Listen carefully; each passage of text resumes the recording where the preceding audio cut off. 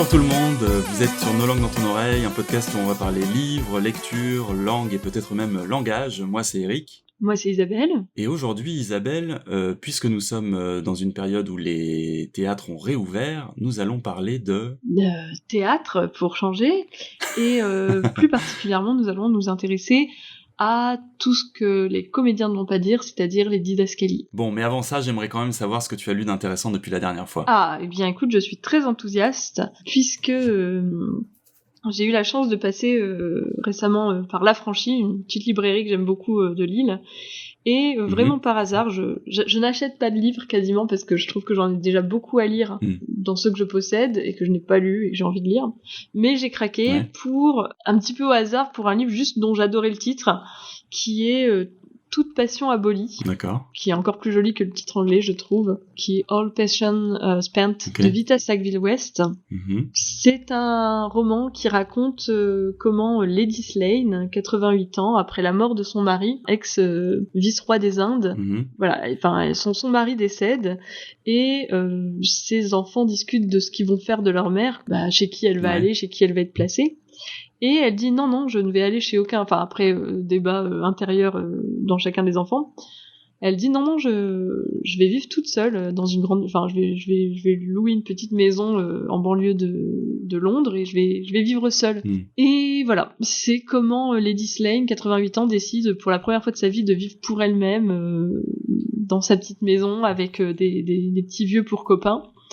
Et c'est merveilleux. Enfin, vraiment, c'est un petit cocon. D'accord. Je ne connaissais pas et c'est vraiment un livre doudou avec des jolies maisons, des petits personnages rigolos. Enfin, je ne peux que conseiller aux gens qui veulent un petit livre pour se chouchouter cet été de se jeter dessus. Très bien. Et toi ? Moi, je n'ai pas beaucoup lu depuis la dernière fois, mais parmi les choses que j'ai lues, j'ai continué ma lecture des Essais de Montaigne que j'avais commencé il y a quelques mois. Et donc, je suis dans le premier livre, donc avec cette édition un peu spéciale où tu as les différents stades de réécriture qui sont marqués par la typographie, qui est parfois, moi ça ralentit beaucoup ma lecture, mais j'ai passé le stade où c'est vraiment que des exemples et des questions d'histoire politique et militaire, qui sont les 20 premières questions, c'est qu'est-ce que la lâcheté quand on prend une ville d'assaut, etc. Enfin, c'est que des trucs comme ça un peu. Donc là j'ai lu des morceaux plus connus, des gros morceaux, de l'amitié, des cannibales, etc. Et c'est très intéressant. Et en même temps, j'ai l'impression que, d'habitude, j'ai une bonne mémoire, mais là, pour Montaigne, j'ai l'impression que ça me passe un peu dessus, comme sur les plumes d'un canard. Je sais pas. C'est une première lecture, donc Montaigne, on a souvent parce que quand il s'exprime par rapport aux mœurs et tout, c'est l'idée que chacun fait comme il a l'habitude, tout ça, ça se trouve aussi, mais dans l'exercice de la pensée, il y a un truc très... il y a des postures un peu idéalistes, et je m'attendais pas à trouver ça chez Montaigne, en fait. Ok. Voilà. Bon.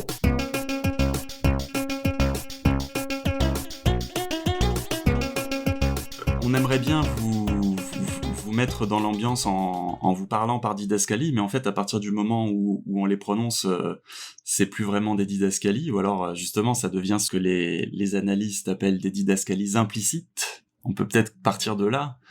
Qu'est-ce que c'est qu'une didascalie, Isabelle ? Une didascalie, si on veut être le plus large possible, ça va être l'ensemble des éléments de texte à l'intérieur d'une pièce de théâtre, en tout cas de sa version imprimée, qui ne vont pas être prononcés par les comédiens. Donc ça peut être aussi bien des informations sur le placement, sur la prononciation, ça peut être des indications sur le mouvement, ou sur la manière de jouer la pièce de manière plus générale. Voilà, j'ai vu qu'il y avait des catégorisations de toute façon, on pourra y revenir au cours de cet épisode. En tout cas, moi j'ai parcouru un petit corpus quand même relativement réduit, mais j'ai essayé de confronter mon regard sur les pièces en me concentrant là-dessus. Et le fait est que j'ai l'impression qu'il y a une pratique assez multiple justement de cette didascalie. Il y a des auteurs qui n'en utilisent quasiment pas, quand d'autres, j'ai l'impression qu'on est sur du 50% réplique, 50% didascalie, indication sur comment jouer, pourquoi jouer, l'expression des auteurs. Ouais. Donc voilà pour une première approche basique, mais il me semble qu'on va pouvoir affiner un peu.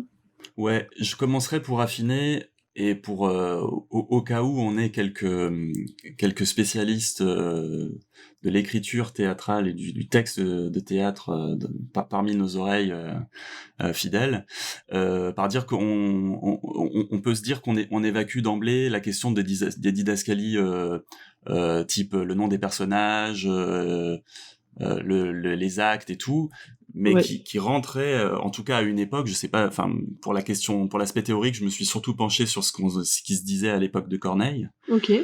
Et pour le coup là, tout ça c'est des didascalies. Dans son texte où il parle des 3 unités, Oui. il dit un truc du style parce qu'il y a la question de l'imitation des anciens.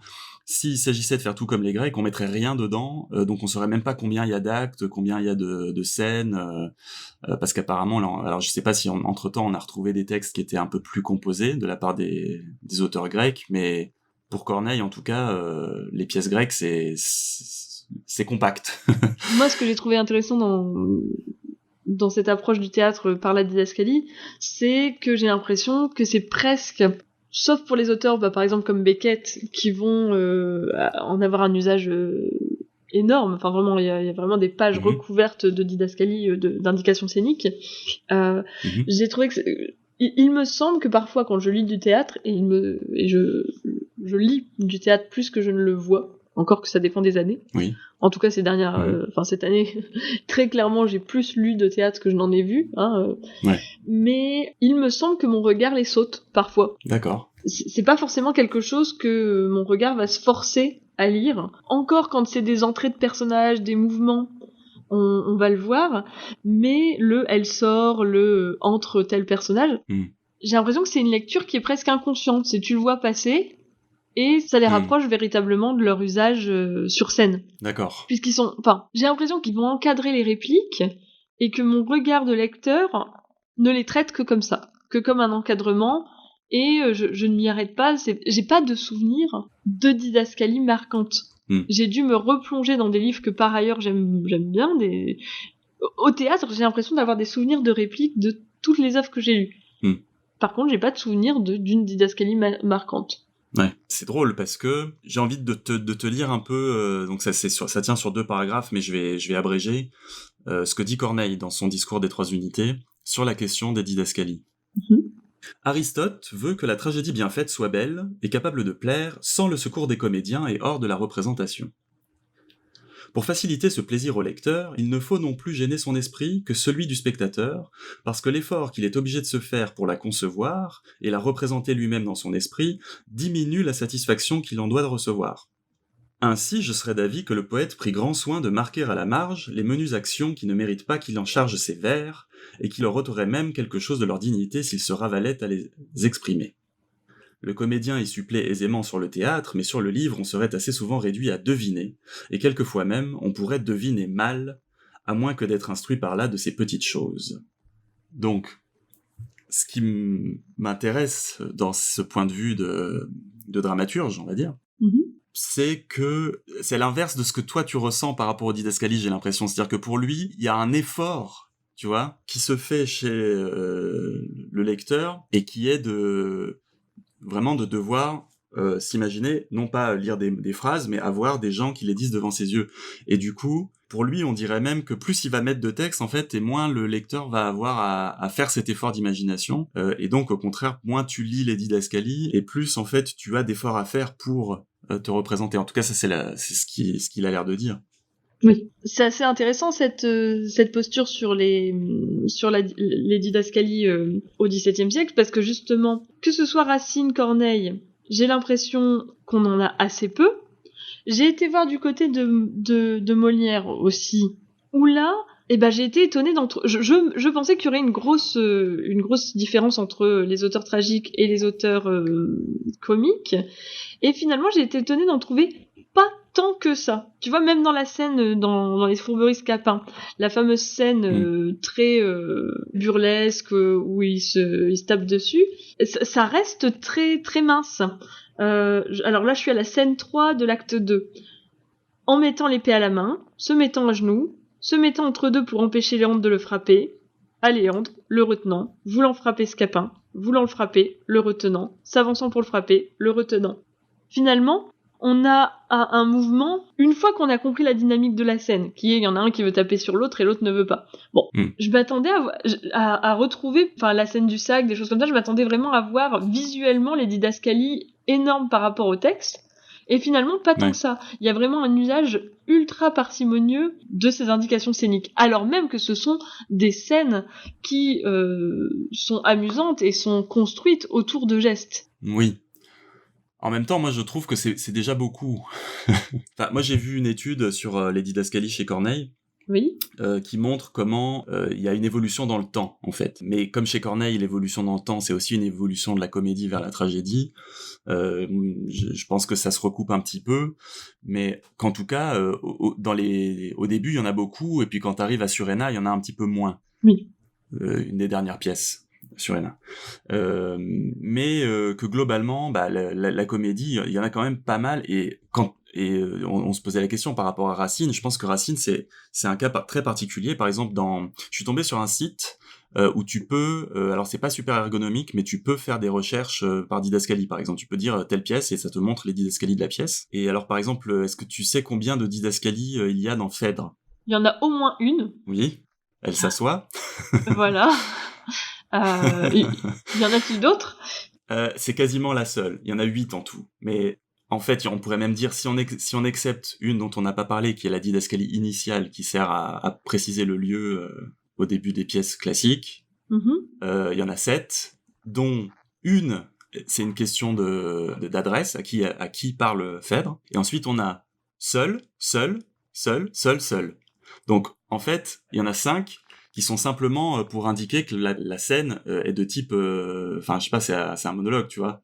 Oui. Donc c'est même pas vraiment très didascalique, tu vois ce que je veux dire. C'est pas des indications de jeu ou quoi. Bah non, c'est ça. Il y en a une, c'est Phèdre à Œnone, et la seule qui est une didascalie au sens où on l'entendait un petit peu principalement de tout à l'heure, pour nous là aujourd'hui, c'est Elle s'assied. Alors du coup, on voit bien que la fréquence ne préjuge pas de l'importance des choses, hein, parce que là, le fait que ça soit la seule vraie didascalie, c'est que c'est la seule, enfin, c'est une action particulièrement importante qui était nécessaire de préciser. Mais du coup, j'ai envie de dire, ça dépend aussi. Enfin, la question des didascalies dépend beaucoup aussi de la pratique de chaque dramaturge. Bon, après Racine, en plus, je sais pas à quel point c'est un cliché, mais c'est un auteur qui est réputé pour le minimalisme de sa langue. Le vocabulaire est extrêmement condensé en fait, ce qui fait qu'il a vraiment ses mots à lui. Il me semblait que tout Racine pouvait s'écrire en 2000 mots. Oui, je pense que c'est quelque chose qu'on répète assez facilement. Voilà. Donc le fait qu'il y ait aussi peu d'indications, il y a toute une théorie de l'écriture proprement racinienne qui joue là-dedans. Mais pour rebondir sur ce que tu disais de l'usage qui n'est pas vraiment orienté vers le geste, c'est un peu ça qui t'étonnait en fait. C'est que tu disais que dans des comédies comme même dans des limites des farces, oui, tu vois, comme Scapin, pour moi c'est le côté farcesque là qui aurait justifié une abondance. Ouais, pour moi c'est une question de comment surtout à cette époque-là, comment on perçoit l'utilité des didascalies, et justement ça va peut-être nous permettre un petit peu de problématiser la question, parce que qu'est-ce que c'est qu'une didascalie et pourquoi est-ce qu'on met des didascalies ? Quel est le problème auquel la didascalie répond ? Et chez Corneille, donc après ce que j'ai lu tout à l'heure, il précise que chez les Grecs, vu qu'il n'y a rien, on sait pas trop comment on doit organiser la pièce en scène. Donc c'est un problème anachronique, en fait, un petit peu, puisque sur une scène française du XVIIe siècle, comment mettre en acte, tu vois, quelque chose qui était structuré différemment dans le théâtre grec, c'est un petit problème de technicien de son époque. Après, il dit, il y a une autre, là c'est intéressant, mais je vais pas la lire extensivement, parce que c'est l'idée qui compte, c'est que, il dit, le problème c'est que quand on envoie la scène pour qu'elle soit jouée en province, ces metteurs en scène et ces comédiens, ils vont faire n'importe quoi si on leur dit pas. C'est marrant parce que là l'écho que tu fais, c'est ce que j'ai retrouvé en me penchant sur le balcon de Jean Genet, puisque aujourd'hui, si tu achètes la version folio, l'édition de poche, la pièce est précédée d'un comment jouer le balcon. Et pourquoi il y a ce comment jouer le balcon ? En fait, c'est grosso modo, alors il y a beaucoup d'indications, mais ça commence commence par, avec le phrasé un peu de Jean Genet, hein, c'est vraiment le livre s'ouvre sur « À Londres, au Art Theatre, je l'ai vu, le balcon était mal joué. Il l'a été aussi mal à New York, à Berlin, à Paris, on me l'a dit. À Londres, le metteur en scène avait eu l'intention de malmener la seule monarchie anglaise, gna gna gna. » Enfin, après, il détaille, hein. Il fait « À New York, le metteur en scène a carrément fait disparaître tout ce qui concernait la Révolution. À Berlin, un metteur en scène, espèce de caporal prussien, avait eu l'idée et après il développe. Et au fur et à mesure, il fait « À Vienne, à Bâle, je ne sais plus où, je n'ai jamais su. À Paris, Enfin, en fait, il détaille vraiment à quel point toutes les représentations qu'il a vues quasiment ou dont on lui a rapporté les mises en scène étaient mauvaises. En tout cas, de son point de vue et dans ce qu'il l'entendait présenter au public par cette pièce. Donc pourquoi, lui en fait, il rejoint Corneille, pourquoi je donne des indications ? Pourquoi au début il se met ce petit feuillet « Comment jouer le balcon ?» Parce que j'ai peur que ce que j'ai fait soit déformé par ceux qui vont intervenir dessus au moment de la représentation. Or, j'ai l'impression que c'est un peu la définition du théâtre. C'est que ta pièce, elle va pouvoir bouger. Je trouve ça super intéressant de voir comment ces auteurs, justement dans un genre où on a l'habitude de considérer que le texte n'est qu'une carcasse, en fait, je trouve ça intéressant justement de voir que cette question de l'interprétation, de l'inévitable interprétation, etc., c'est pas forcément un point positif pour des gens dont on apprécie énormément les œuvres. Après, c'est vrai que ça pose question. Oui, moi je trouve que ça interroge véritablement le recours au genre théâtral. De deux points de vue. J'ai l'impression que, il y a le côté pour les auteurs qui vont développer énormément les didascalies, mais vraiment de manière étendue. Là je fais soit référence à des choses très modernes du milieu du XXe, quoi. Soit des auteurs, comme Beckett, un peu tarte à la crème là-dessus, qui vont hypertrophier véritablement la place des didascalies. Et dans ce cas-là, j'ai l'impression que c'est parce que ça va être un théâtre qui va escamoter un peu la parole. Et là, je peux encore comprendre le recours au genre. Hein. Mais pour des auteurs un peu plus anciens, Musset et Hugo, qui vont développer par exemple le rôle du décor vraiment en étant très précis sur comment va être jouée cette scène d'Espagne ou des choses comme ça. Pourquoi le théâtre ? Si tu veux être si précis, si tu veux donner une si grande importance au décor, à la manière dont ta pièce va être entourée, pourquoi l'histoire que tu racontes, tu choisis pas plutôt d'en faire un roman ? En sachant que c'est des auteurs qui, par ailleurs, vont être des auteurs romanesques. Qu'est-ce qui les pousse à faire que cette histoire-là, où pourtant ils ont des prétentions importantes à la description, à la couleur locale, à la recréation d'un univers, pourquoi ça passe par le théâtre ? Moi, je trouve que ça questionne vraiment le genre. C'est amusant d'avoir des auteurs qui veulent à ce point contrôler une représentation qui est quasiment censée échapper à son créateur, en tout cas le dramaturge. Même quand on communique au tout petit, au primaire, au collège, ce qu'est le théâtre, c'est la rencontre globalement entre un texte écrit par un dramaturge et sa recréation par le metteur en scène, par les comédiens. Oui, alors je suis pas forcément d'accord.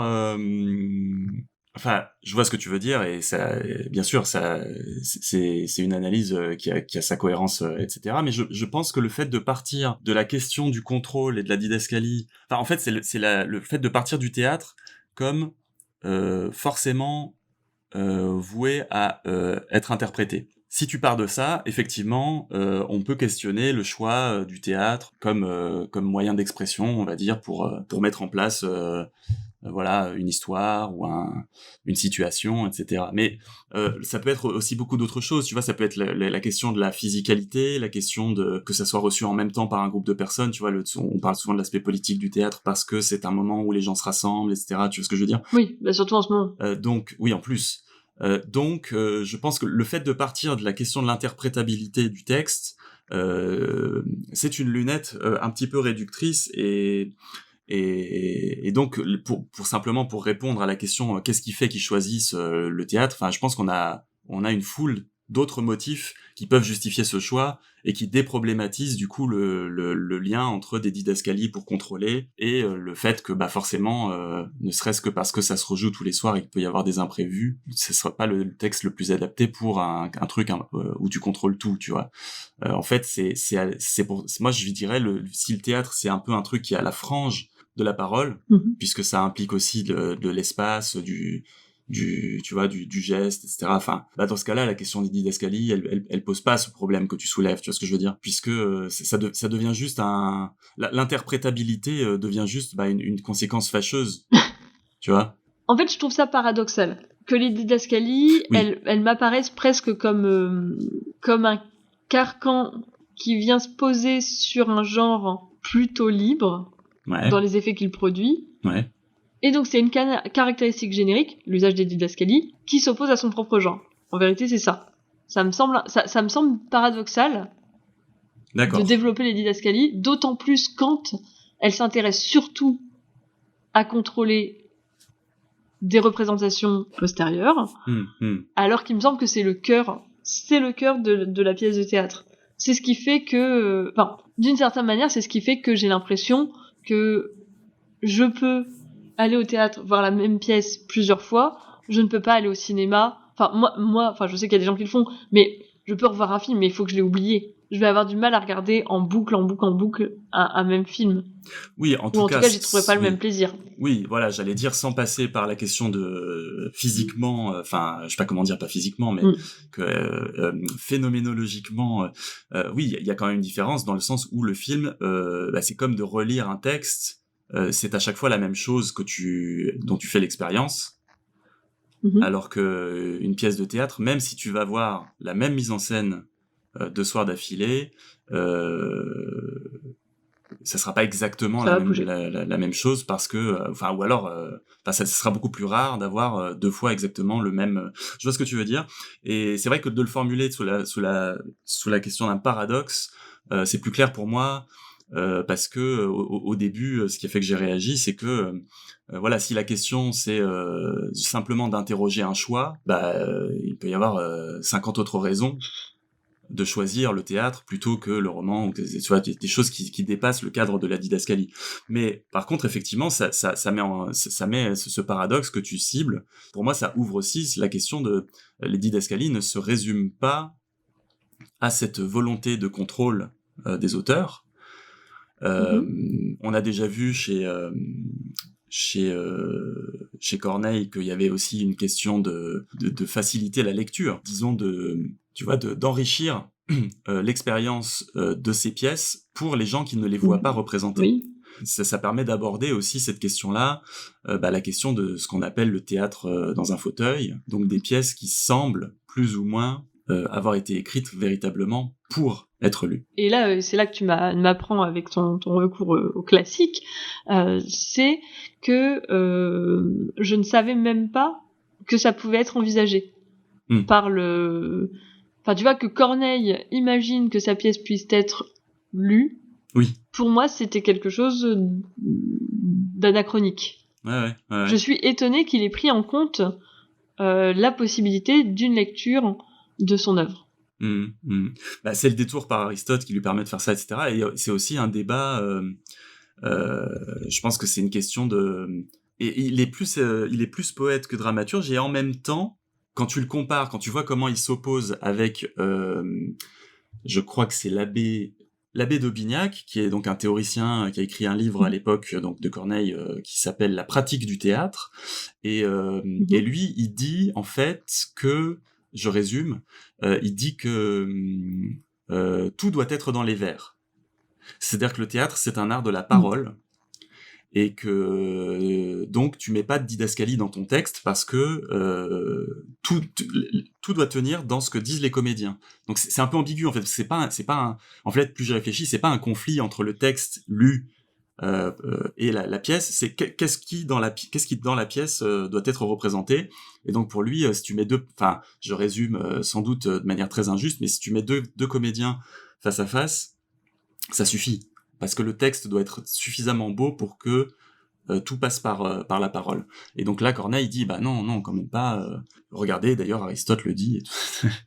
Mais du coup, oui, c'est pour te rassurer en quelque sorte sur tes premières impressions. C'est que finalement, je pense que nous, on le prend comme du coup comme une preuve que les gens pensent à ce qui doit être lu. Mais avant tout, c'est une question de qu'est-ce qui fait le théâtre. Et dans ce cas-là, malgré son insistance sur les didascalies dans le texte pour des lecteurs, Corneille est quand même plus dramaturgique que de Bignac, qui est plus simplement poéticien, je sais pas comment on pourrait dire, dans le sens où il y a dans le théâtre pour Corneille autre chose que des paroles. Et oui. Voilà. Et c'est marrant parce que je trouve que justement ça va conférer une certaine élégance. Parce que, imaginons le El Sacier de Phèdre. Tu peux le faire passer par la parole. Ça pourrait être amène ce siège, enfin je sais pas, enfin un truc comme ça, où ma main trouve. Enfin, il y avait un moyen de le faire passer par la parole. Mais en jouant la carte de la didascalie, il libère son vers de cette contingence matérielle en fait. Lui, il a envie de faire passer il a envie de faire passer cet épuisement, cette lassitude par le geste de s'asseoir, mais c'est presque lourd s'il le rajoute dans la parole. Oui. Et c'est en train de me faire penser que, en fait, la didascalie, ça ouvre dans la parole théâtrale une place pour autre chose. Pour le silence. Aussi. Alors ça, c'est moins dans Phèdre, puisque dans Phèdre, c'est la solitude, etc. Mais dans Beckett, je crois, il y a pas mal de il se tait, ou, tu vois, dans le silence comme indication didascalique, c'est aussi super important, quoi. Ah bah, évidemment. Là, toujours, moi je pense en termes génériques, et j'ai peut-être l'heure de le faire, hein, mais je trouve que le théâtre, c'est un discours. Et on sait bien que le rythme et le silence, par ailleurs, dans le discours, est primordial. Avoir la possibilité de ménager ça dans le texte écrit, de manière à ce que le silence apparaisse dans la mise en scène, c'est très important. Et oui. Puisqu'on parle de silence, j'ai une page qui m'intéresse dans Combat de nègres et de chiens de Bernard-Marie Coltès. Ouais. Donc on a une scène de discussion entre deux personnages, Cal et Léon, et toutes les didascalies indiquent d'une certaine manière un silence, mais elles sont mentionnées de manière différente. Il boit, donc t'as un geste, mais s'il boit, c'est-à-dire que la parole fait une pause. Et comme c'est situé à l'intérieur de la réplique, on imagine véritablement une pause dans l'intervention du personnage. Non, pas la nôtre, non, elle est comme il faut. Il boit. Je ne voudrais pas être italien ou suisse, tu peux me croire. Ensuite, c'est il lui tend un verre de whisky. Ça, on peut imaginer que ça se fait en même temps que bois cela. Mais où est-il donc ? Silence. Calba. Pourquoi tu es venu ici ? Sursautant. Pourquoi ? Je voulais voir l'Afrique. Voir quoi ? Un temps. Ce n'est pas l'Afrique ici, c'est un chantier français de travaux publics, bébé. Il boit, silence, un temps. Il boit, silence, un temps. Et ça revient 3-4 fois, là je suis sur les pages 40-41, pour ceux qui seraient curieux. C'est-à-dire que il y a un triangle silence, il boit, un temps, qui à chaque fois nous coupe le dialogue entre les deux personnages. Mais c'est mentionné de 3 manières différentes. Oui, et là on voit le silence comme une coupure. Mais ça peut, ce que je trouve assez fort en fait avec le développement conjoint des didascalies et du silence, c'est que ça montre même le silence comme une catégorie de la parole. Après bon, là malheureusement je n'ai pas relu En attendant Godot. Il me semble qu'il y a des choses comme ça dans Beckett. C'est peut-être pas dans Godot, c'est peut-être dans Oh les beaux jours, mais où justement un temps c'est une réponse. Mais on peut aller jusqu'à la pièce, justement, Le silence de Nathalie Sarraute, où ce silence, c'est le mode de parole d'un des personnages, et qui d'ailleurs est le seul qui porte un nom. En fait, les autres c'est une catégorie, genre H1, F2, tu vois, des trucs comme ça. Et le seul qui porte un nom, je me souviens plus si c'est Jean-Michel ou... je sais plus, Jean-Philippe, Jean-Pierre. Voilà. Qui est en fait au centre de la pièce et de toutes les interactions de ces personnages parce qu'ils ne parlent pas, parce qu'ils ne leur parlent pas. Mais bon, je ne l'ai pas lu. Donc je ne sais pas si ça passe par des didascalies, donc je pense que je vais arrêter d'en parler. Mais de manière générale, là, moi, j'ai En attendant Godot sous les yeux. Et effectivement, si tu ouvres les dernières pages, donc la pièce se termine à la page 124, et à partir de la pièce à partir de la page 110, tu vas avoir silence un temps, 1 ou 2 fois par page.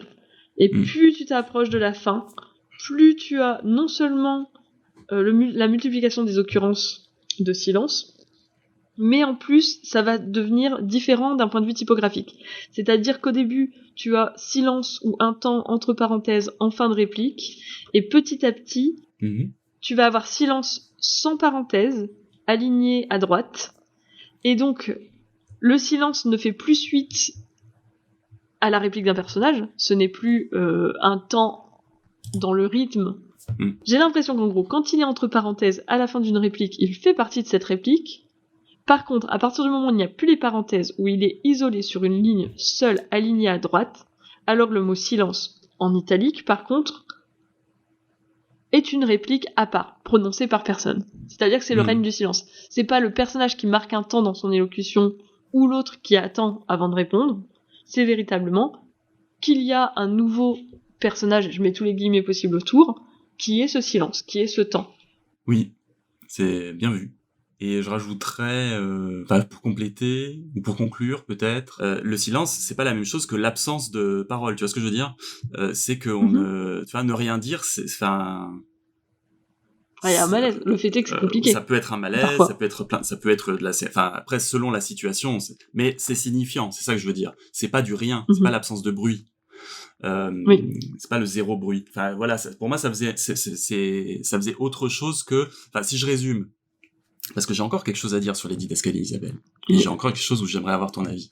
Mais si je résume, on a les didascalies comme notation, comme présence du geste, de la physique théâtrale, du corps au théâtre. Ça, on l'a pas dit explicitement, mais t'en as parlé sur Molière, on en a reparlé chez Corneille et tout.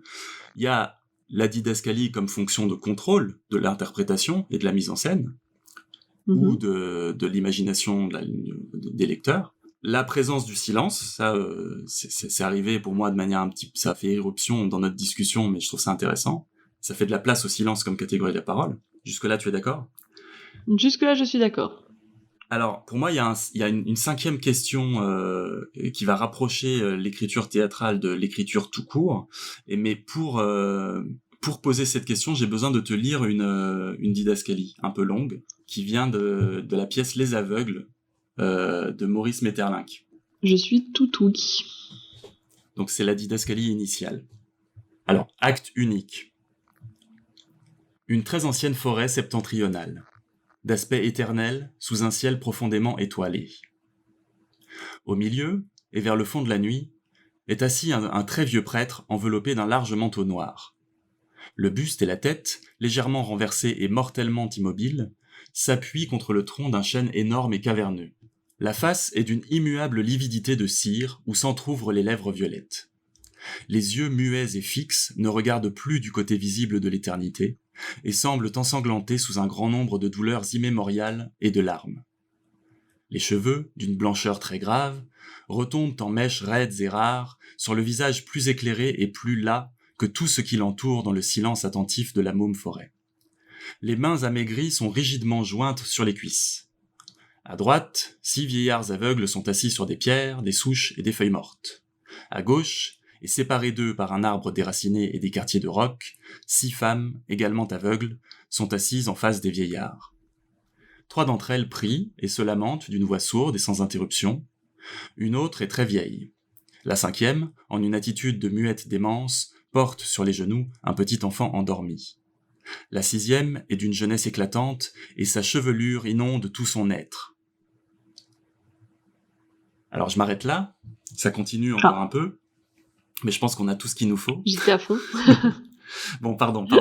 Mais parce que voilà, je voudrais qu'on la dissèque un petit peu. Donc, du point de vue didascalique, qu'est-ce que tu en penses ? Imaginons que tu es une metteuse en scène. Ici, il me semble que c'est intraitable. Il y a des indications je me dis, enfin, le but ne peut Oui. pas être d'être une indication. Oui. Ça serait contre-productif en quelque sorte si on peut faire comme ça du fonctionnalisme. J'ai souligné bon une très ancienne forêt d'aspect éternel. Bon. Oui. Vers le fond de la nuit, bon, à la limite, on peut se dire que c'est une métaphore. Mortellement immobile, on peut dire que c'est une métaphore et que les metteurs en scène, les comédiens, les comédiennes peuvent se... bon, les yeux muets, bon, ne regardent plus du côté visible de l'éternité. D'accord. Et puis, évidemment, ce sur quoi j'ai fini, la 6e est d'une jeunesse éclatante, et sa chevelure inonde tout son être. Oui. C'est là pour le coup, ce que j'aimerais, c'est trouver une phrase de Maeterlinck qui soit de l'ordre de celle de Genet ou de Corneille qui disent oh ils me l'ont pas interprété comme il faut.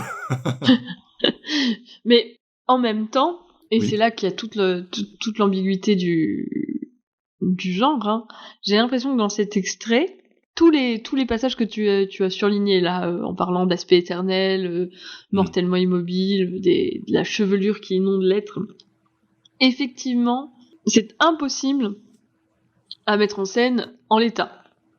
J'imagine pas un metteur en scène qui va voir la décoratrice et qui dit alors vraiment quelqu'un avec tu nous fais une perruque qui inonde tout l'être. Bon. Mais par contre, j'ai l'impression que dans l'aspect poétique, véritablement, enfin, il y a une parole qui s'exprime, il y a une enveloppe, il y a une ambiance qui se développe. Et est-ce que là l'indication ce serait pas voilà l'ambiance dans laquelle je veux que tu plonges le spectateur? Alors, tu sais, j'ai l'impression que c'est une indication d'émotion. Je pense que ce que tu dis s'applique à Maeterlinck. Mais je crois que ça va plus loin en quelque sorte. Alors bien sûr cette pratique de la didascalie, elle est pas chez tout le monde et chez Maeterlinck c'est quasiment une caractéristique de son théâtre d'avoir des didascalies qui font partie de la signifiance du texte en fait.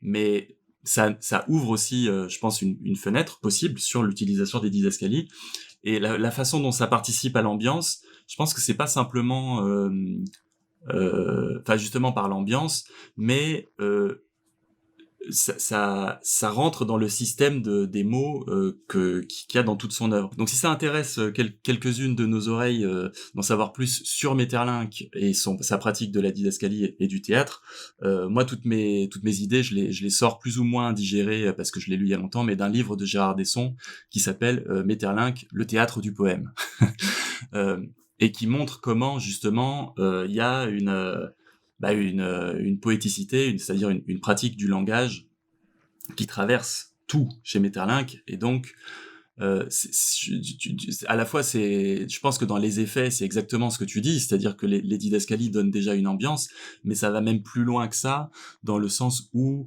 il y a une telle cohérence de sa parole à travers les personnages, etc., qui fait qu'il y a certains mots qui prennent un sens particulier et que c'est travaillé déjà dès la première didascalie. On voit tout de suite que outre l'ambiance, il y a une problématique qui est celle de l'éternité en fait. Ouais, en fait, en quelque sorte, l'ambiance est à prendre dans un sens d'autant plus fort que c'est vrai, c'est tout l'enjeu de la pièce. Ouais, voilà, c'est ça. Et puis c'est vrai que par contre-coup, il y a aussi le côté où direct, que tu le lises ou que tu le mettes en scène, t'es tout de suite confronté à la question que chez Maeterlinck, la question du réalisme ne se pose pas comme chez d'autres, enfin, ou du réalisme ou du concret, ou enfin voilà, le ton est donné quoi, tout de suite. Oui. On est dans un truc un peu onirique, un peu poétique, au sens large. Oui, de la manière dont je l'entends, peut-être même encore plus que toi quand je parle de poétique.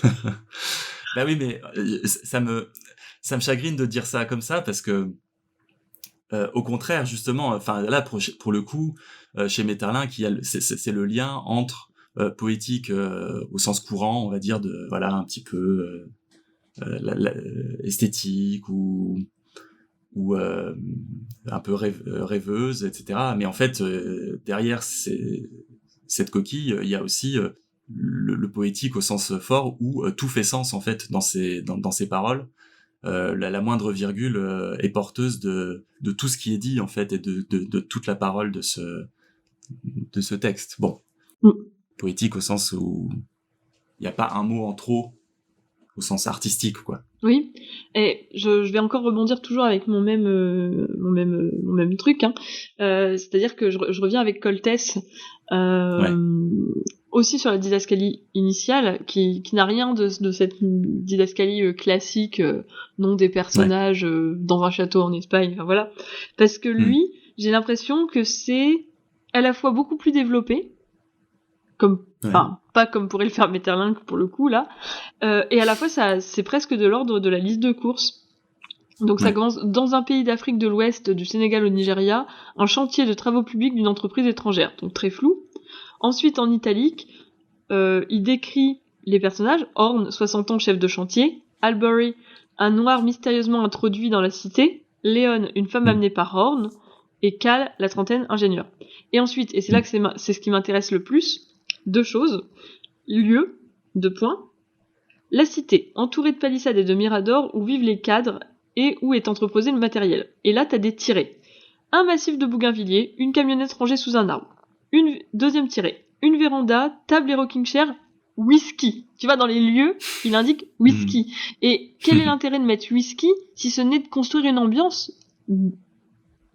Pas de la même manière que le fait Maeterlinck, mais à mon avis, là, la mention du whisky dans les lieux, c'est que il dit une véranda, une table, un rocking chair, du whisky. Moi, je vois, enfin voilà, tout de suite, on y est.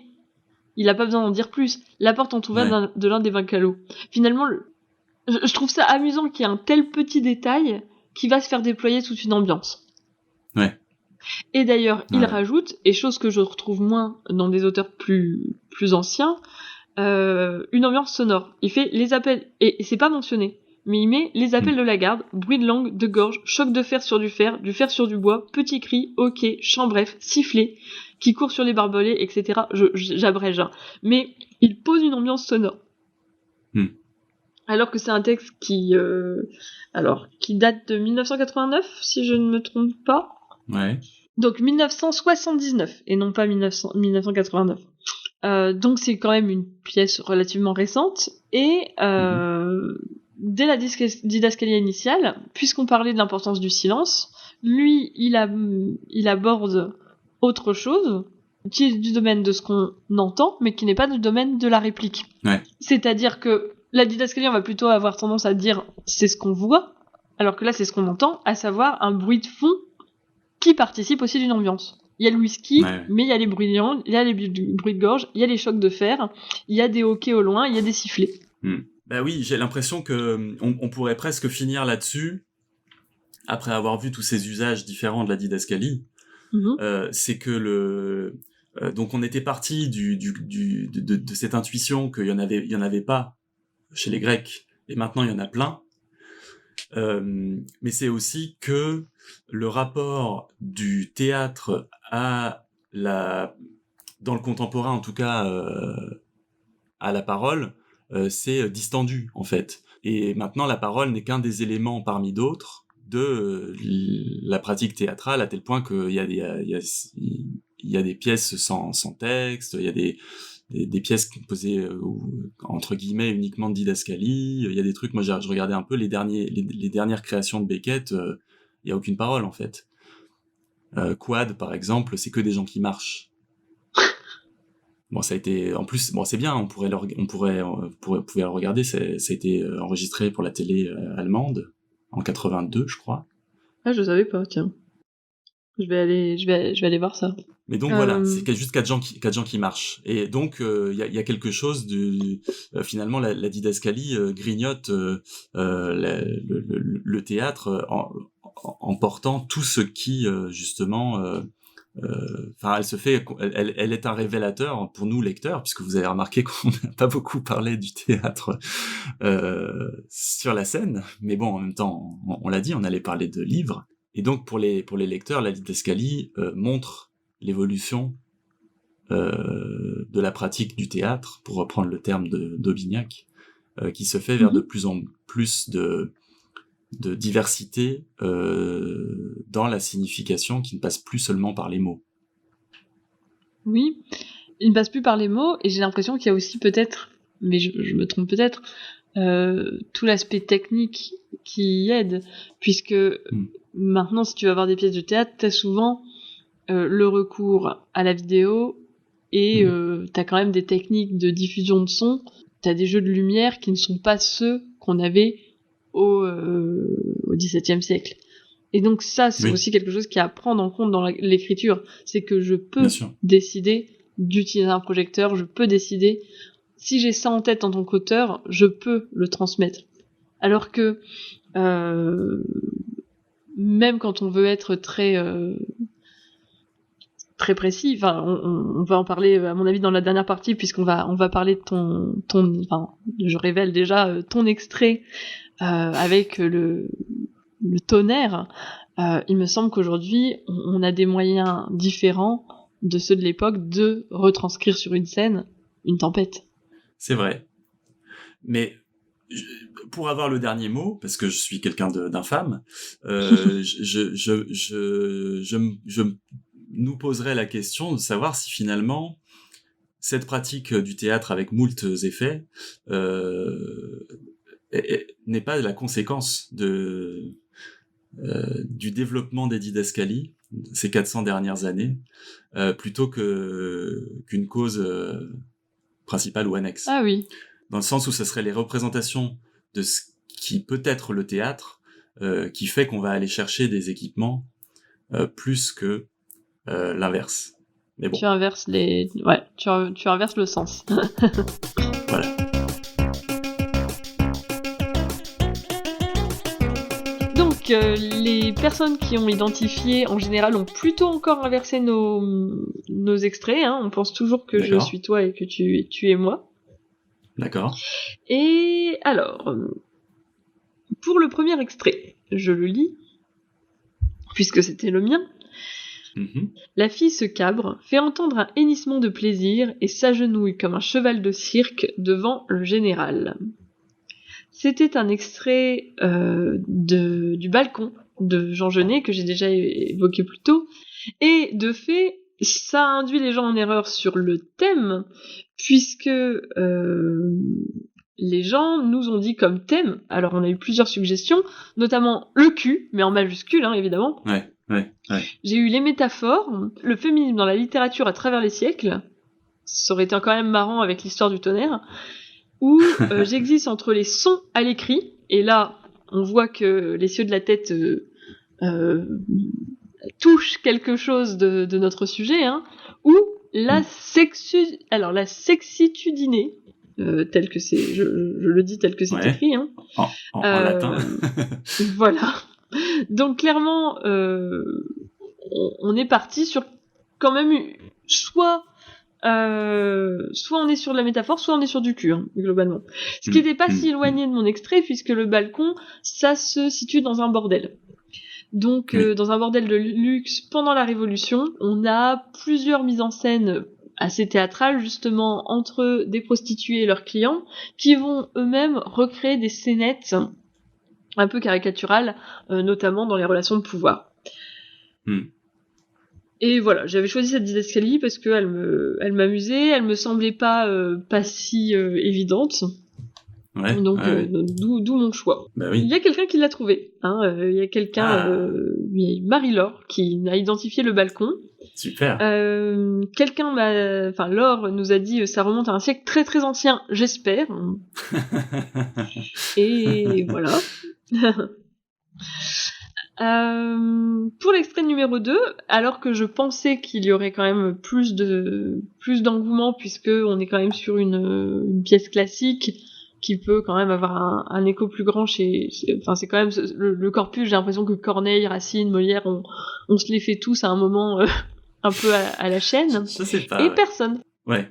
Personne n'a trouvé la réponse pour « Ici le tonnerre commence à rouler avec un si grand bruit, et accompagné d'éclairs redoublés avec tant de promptitude, que cette fin donne de l'épouvante, aussi bien que de l'admiration, tant elle approche du naturel. » Et là, on sent toute l'ambition de Corneille, quand même, de vouloir donner, voilà, non pas ce théâtre dans un fauteuil, mais cette tempête dans un théâtre. Oui. Et donc là, Mais personne n'a trouvé.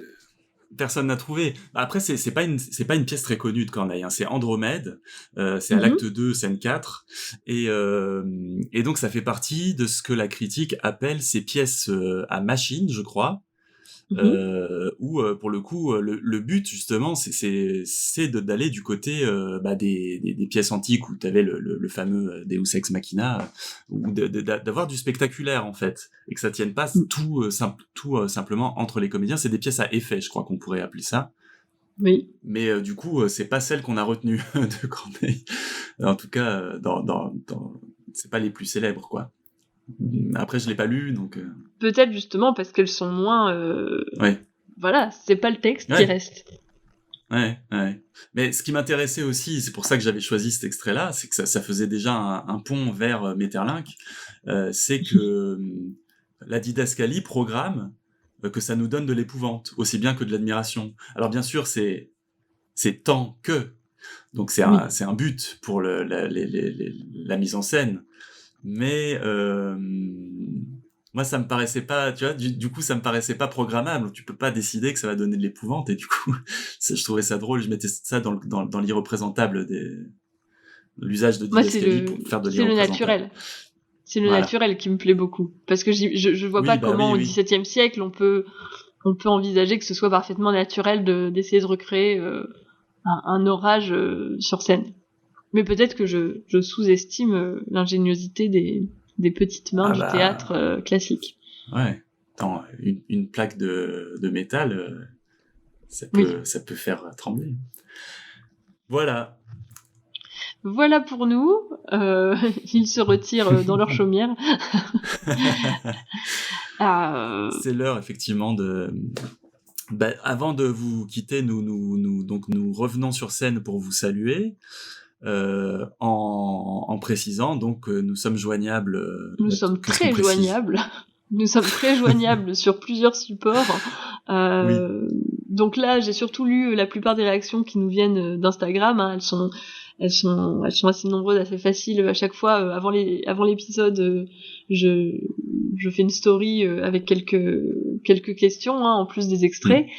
Par ailleurs, Eric vous accueille sur Facebook assez facilement, toujours avec ce jeu de devinettes. Et il me semble, Eric, que ces deux supports, hein, sont assez faciles à trouver. Hein, c'est Nos langues dans ton oreille, hein, on retrouve assez simplement. Et Eric peut également peut-être nous rappeler l'adresse mail. L'adresse mail, c'est tout aussi simple, c'est noslanguesdanttonoreille@gmail.com, et de la même façon, avec ce petit nom de podcast, vous pouvez aussi nous trouver sur Twitter, si c'est votre réseau d'usage. Pareil, Nos langues dans ton oreille, vous nous trouvez, c'est nous. Ok. Je vais faire moins ça. actif en ce moment, mais voilà. Voilà. Vous pouvez reprendre le cours de vos activités, vous servir un petit whisky ou affronter le tonnerre. Et nous, pendant ce temps-là, on vous réconforte avec quelques léchouilles, consenties évidemment. Et on vous retrouve prochainement, soit sur les réseaux, soit dans vos oreilles. Soit dans vos oreilles, voilà. À bientôt. À bientôt.